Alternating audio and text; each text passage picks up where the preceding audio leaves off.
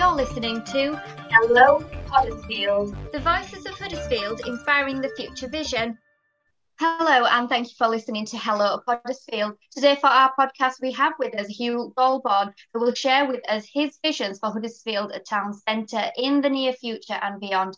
To get involved with this or future podcasts, please feel free to email us at enquiries@huddersfieldbid.co.uk.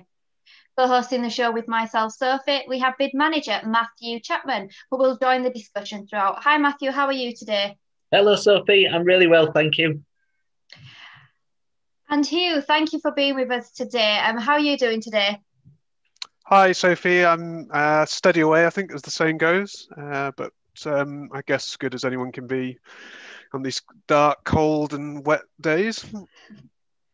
So tell us a little about what you do and your relationship to Huddersfield. So, Sophie, I'm a lawyer by profession, and I work as a freelance lawyer based in Huddersfield with clients all around Yorkshire and the north of England. I'm also, I suppose, in terms of my relationship to Huddersfield, I have a family, 2 young daughters who I raise here and both go to nursery here in Huddersfield. A wife who works for the council, and I get involved in quite a lot of community projects as well. I've helped run a local cricket club and do other various things, particularly around kind of the environment and other bits and pieces. And I'm not from Huddersfield originally. I've been here almost 15 years, with a bit of a gap when I moved to London to work for an environmental charity down there. But I moved back about 3 years ago because I really like it up here and in Yorkshire generally. And I guess a bit unlike many people, I've actually lived in the town centre in Huddersfield. So I've got a very close affinity to the town centre itself. And you, I'll just nip in here if it's okay. And as a true Yorkshireman, you mentioned cricket there, and obviously I love my sport. And a little Dickie Bird tells me that you were quite a cricketer in your day, or still are. Is that right? Well, Matthew, I wouldn't say. I think the last time I actually took a bat or ball out was quite a long time ago. but yeah, I still like cricket. Still follow cricket. Looking forward to watching some once we can watch some live again. I was involved in a local cricket club for quite a long time and used to captain the second team there up in Paddock. And I suppose I'm still a cricket coach, so I'm a qualified cricket coach, level 2. I've done a lot of junior coaching in the past. So yeah, I love cricket, but really like all sports. I know rugby league is the West Yorkshire sport. I'll be honest and say I probably prefer rugby union, but don't tell that to anyone else, Matthew. But that's being a Midlander, I guess, in my upbringing. And football as well. A big football fan. Huddersfield Town's my second team. I won't tell you who my first team is because that could probably cause some rows locally. I think would I be right in saying that they're the Premier League champions at the moment? Yeah, well, you might be. Yeah, you wouldn't have to look very far to see that. I'm a big Jurgen Klopp and Liverpool fan. Yeah. Yeah, brilliant. And I think totally kind of moving away from your personal life, if we may. You also were a candidate for the am I right in saying it's the Labour candidate for the West Yorkshire mayoral position? And I know that you obviously did incredibly well there, and something I imagine you were probably quite proud of. Yes, I was a shortlisted nominee to be the candidate, and in the end lost out to Tracy Brabin, who's now been nominated as the Labour candidate to be first West Yorkshire mayor. So yes, pleased to have been involved, and really it was a great opportunity to I obviously visited Huddersfield Town Centre and visited the bid and talked to some local businesses, but also managed to get right across West Yorkshire and visit a lot of places I've never really been in West Yorkshire before, actually. So it was a great experience, and and looking forward to the election that's coming up hopefully this year in May, I think. Brilliant, thank you. And I think finally for me, before we go back to Sophie, I think over the past 12 months you've been hugely helpful towards me and the bid and the bid board. And I suppose the other organisation that you're involved in is Huddersfield Unlimited. And do you just want to spend a couple of minutes talking about Huddersfield Unlimited for people that may not know what Huddersfield Unlimited is all about? Yeah, no, that's a really good question, Matthew, and thanks for bringing that up because Huddersfield Unlimited is still a relatively new organisation. I mean, we've been going for 2 years, but we've been trying to work out how we can make the most impact in the area, and I think we're beginning to work that out. So it was set up by a number of different local businesses who I think just feel that sometimes the actual brand that's Huddersfield isn't sold enough. So, we have Kirklees Council, which represents all of this area. And then you have Leeds City Region, but the word Huddersfield doesn't often come up. But yet, when you think of the local community, the town, it's all about Huddersfield, the football club, the university. All of that aligns to a brand that is Huddersfield. And Huddersfield is very famous, as you'll know, for the sport that we just talked about, the rugby union, the textile industry, its history in terms of the Luddites and other things, and its musical heritage as well. So I think really we were set up to try and promote some of that brand. And then above and beyond that, to try and get local businesses working together with other people regionally, like the Leeds City Region, local economic partnership, to bring more investors and more businesses into the area. And we'll probably come back to that a bit more later on. But, I think it's critical to the future of the town centre that we get more jobs, more businesses moving in here and sort of find a real new industrial selling point for the town. So that's really what we're about. And yeah, I think we'll have a lot more to tell people in 2021. Thank you. What's your favourite memory in your time in Huddersfield? So I think probably I was thinking about this before, Sophie, and I think my first memory of Huddersfield is probably still my favourite one. So when I first came to Huddersfield, I was actually living in London at the time, and I had an opportunity to get a job up here, setting up a new unit within a law firm that was Leeds and Manchester based. And I remember I had a meeting in Leeds actually with the partners over there, and then I was going to go to Manchester the next day. And so I thought, well, why not stay somewhere in between?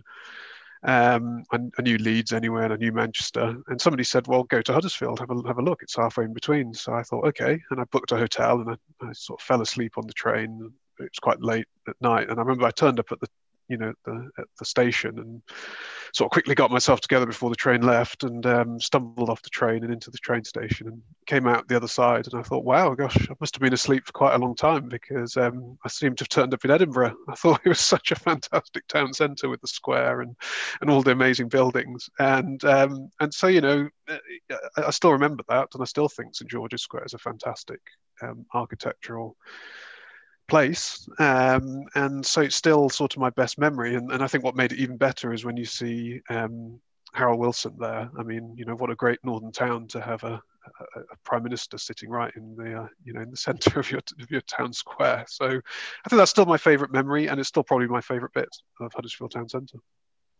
So Hugh, you mentioned a bit about the unique selling point of Huddersfield and what it should be. Would you like to expand on that, please? Yeah, very happy to talk about the kind of unique selling points for Huddersfield. I think because it has got some, but I think this is a kind of key discussion within the town at the moment, because and potentially it's important that we all stop, I think, as different stakeholders in the town and have this conversation. I think it's really important to have, and I'm hoping the bid and Huddersfield Unlimited and others can be can help sort of facilitate that conversation. For me, it's a place that I think quite uniquely to the UK, outside of your major cities like London, obviously, and Birmingham and other places, has such a diversity of cultures and communities. I heard somebody recently sort of referring to having come to the carnival, I think 3 or 4 years ago, that we have here, and saying, it almost felt like being in Notting Hill in London, but obviously in the north of England. And I think that's true. We have someone from everywhere is what I've often heard. We've got big Irish communities, big Caribbean communities, Eastern European, Polish, Italian, etc. And I think that makes for a really rich mix of a town. And so I think making that a bit more, harnessing that and making sure that everyone knows that, and kind of reflecting that in the events we organise and the way we organise the town, I think is really, really important. And so that's not to say that we're never going to be Notting Hill, and we probably don't want to be like that. But I think sort of celebrating that, talking about it, and making sure that's part of our brand, I think is really, really important. I think the other thing is, when I think of the sort of town centre and the businesses, there's a lot of independence. The sense I get is that there's that feeling of, it's not a pretentious town centre. It's not kind of, we're not Harrogate or anything like that. Where we're kind of, simple, but also that high quality. A lot of the food you get, the clothing, obviously, and the music. It's really high quality stuff. So I think that kind of, you can come here. It's not pretentious, but it's high quality. I think is another key element, and something that we should talk about a lot about the town. I mean, I certainly enjoy that. I wear. There's no better place to get a suit than in Huddersfield. But sometimes I don't know if we talk about that enough, about the quality, the fact you can basically get a Savile Row suit, but made in Huddersfield and in Huddersfield for a fraction of the price. Of course, we're not here today pretending everything is all sugar-coated and perfect. What do you think the challenges are for the town centre? That's a very good point, Sophie. I mean, the reality for many people, particularly at the moment, is that it's very difficult, isn't it, for the town centre and the wider town. But it's probably not unique. In fact, it's very much not unique to our town. I'm part of a Yorkshire-wide task force working with Welcome to Yorkshire, and whether it's North Yorkshire, South Yorkshire, East Yorkshire, West Yorkshire, everyone's struggling in certain industries, hospitality, retail, and that obviously particularly affects town centres. And they're part of that's big macro issues that have been going on for years.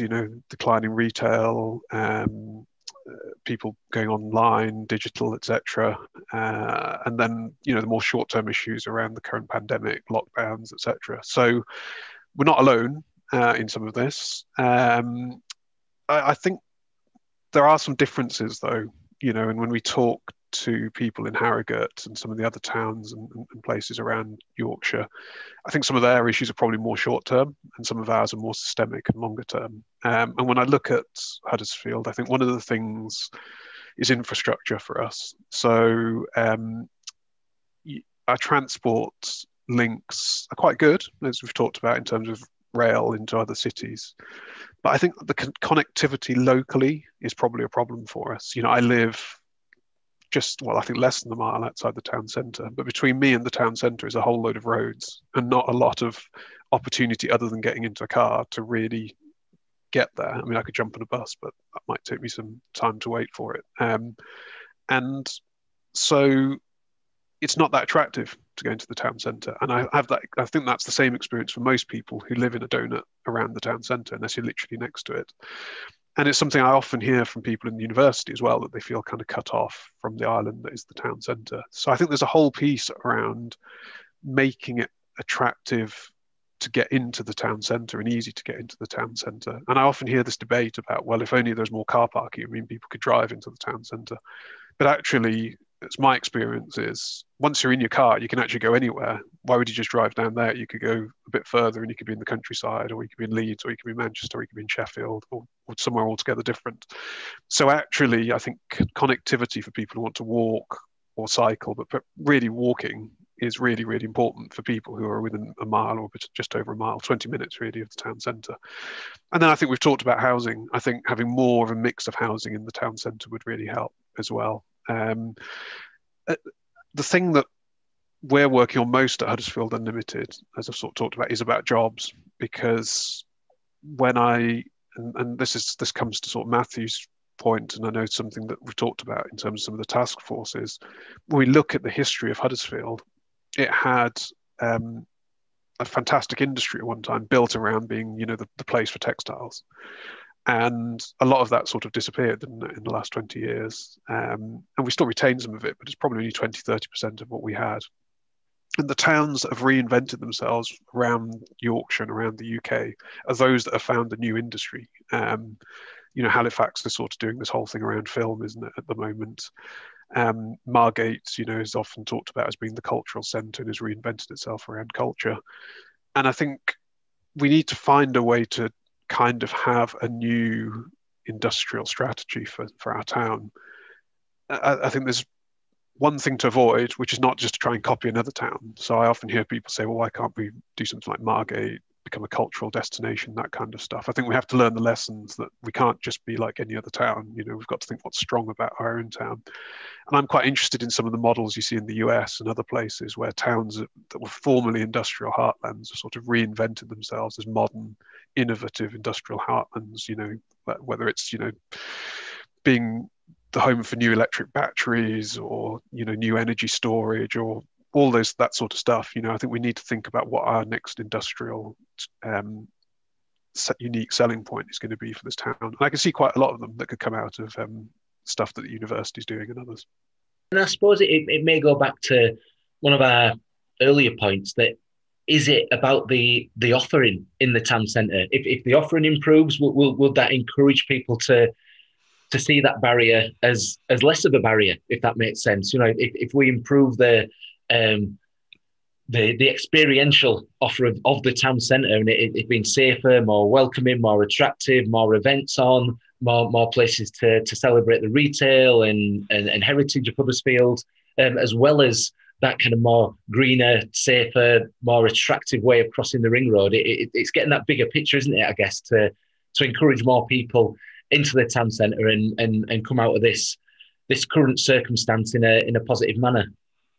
Yeah, I think that's right. I mean, of course, the other option, as you're describing it, is to look at places like Chester and I suppose York's another example, where increasingly the idea is to create that environment by kind of keeping cars as far away as possible, isn't it? So Chester's a great example of where they've got that historic town city centre, I suppose, really, because it's the city of Chester, but not a big footprint, really, is it, as a space? And what they've taken there is a decision they just don't want any cars at all in the town, in the city centre. So they've got, park and ride schemes everywhere. And those are fantastic because, you drive, you stop, nobody can do anything different.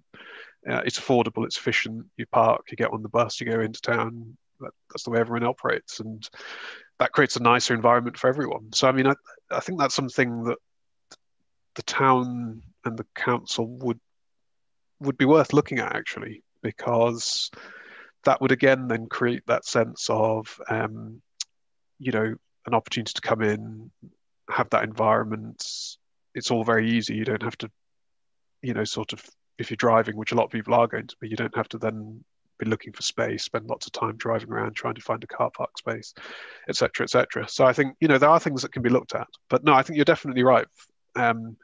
Also making the town centre something that's softer, that's more welcoming, that has spaces that cater for all age groups, etc. Yeah, I think that that's going to be critical to this as well.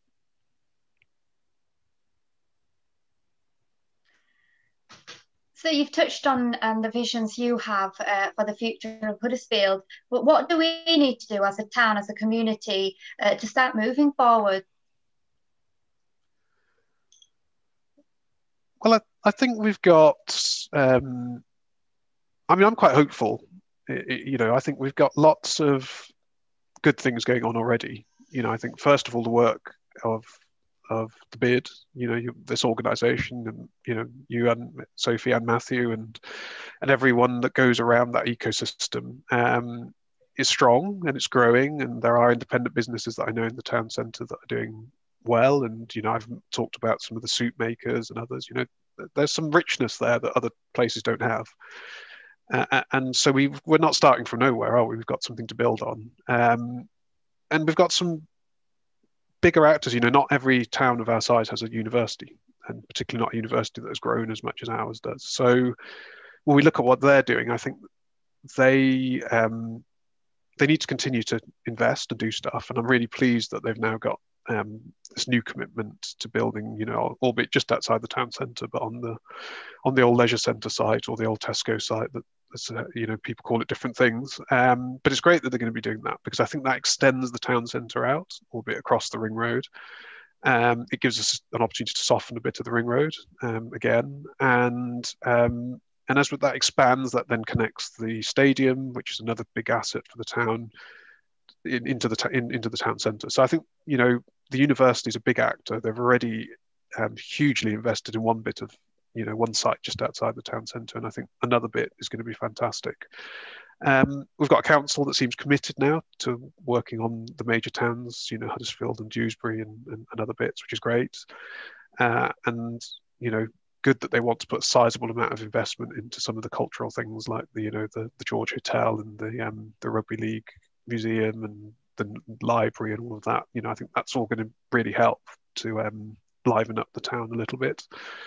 And you know, people here seem to like the town. You know, it's a really good thing that people are committed to it. They like their town centre, and you've got, you know, very vibrant groups like the Regeneration Group on Facebook and others that, you know, are always there, very energetic, help clean up the town and all that kind of stuff. So I think you've got all the actors. It's just about getting more stuff going on, and that's why I think Huddersfield Unlimited, when we as we announce things through this year, is going to, you know, I think we can really help bring some of that together, because I do go back to this thing of kind of jobs and bringing more income into the area for local people. You know, one of the things that does hold us back all the time is that we don't have as many people in the local area with higher incomes as other areas, you know, like Harrogate's a very good example of a town that has much higher incomes on average across its population. So I think just having a little bit more business here and having that, as I say, that new industrial strategy, which I think can be built around some of the strengths the university has in health and in transport, will, you know, really create that opportunity, I think, to get things moving even quicker. Thank you, Hugh. That's fantastic, and I guess from a Huddersfield bid point of view, we really look forward to collaborating with yourself and Huddersfield Unlimited moving forwards. Yeah, they're brilliant. Yes, and we do. Yeah, we do as well. Okay, we've now come to the end of Hello Huddersfield, and thank you, Hugh, for being with us today on the show. Now, listeners, if you have any questions or have something you would like to share, then get in touch at inquiries@huddersfieldbid.co.uk. Keep a lookout for our next podcast with another guest speaker. You're listening to Hello Huddersfield, the Voices of Huddersfield, inspiring the future vision.